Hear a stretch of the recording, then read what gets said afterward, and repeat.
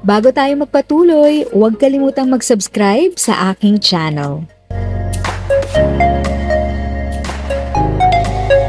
Ng ating mga SSS pensioners, no? Huwag niyo pong kalimutan mag-comply sa ACOP, no? Yung tinatawag po nating Annual Confirmation of Pensioners para po makasiguro po tayo taon-taon po, buwan-buwan po kayong makatanggap ng inyong pensyon sa SSS. So, ang compliance po niyan, no, pwede po through corporate email address, no, ipapadala nyo po yung inyong duly accomplished na ACOP compliance form, yung inyong photo po ng pensioner, no, kung saan po hawak nyo yung latest sa dyaryo, o gawin nyo pong background kagaya nito nasa likuran ko, yung mga latest sa TV program na naka-indicate po yung kasalukuyang petsa.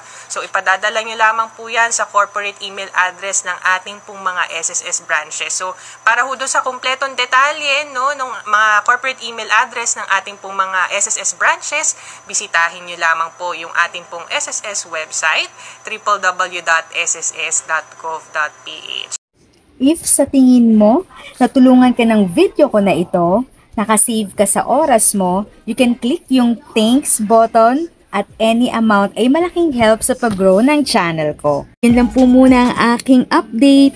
Sana ay nakatulong na dagdag kaalaman ang aking shinare today. Ang goal ng aking channel ay mag-create ng awareness. Kung ganitong mga topic ang gusto mo, panoorin mo ang mga videos ko na ito.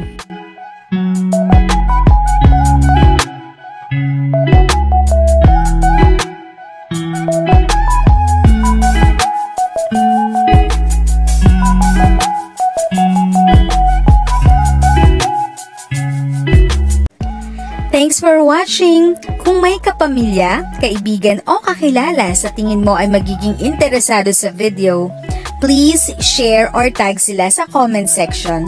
At syempre, if nagustuhan mo ang video, i-like mo na ito at subscribe ka na din. As always, feel free to write your questions, comments, and opinions respectfully. And continue to be a blessing and stay safe!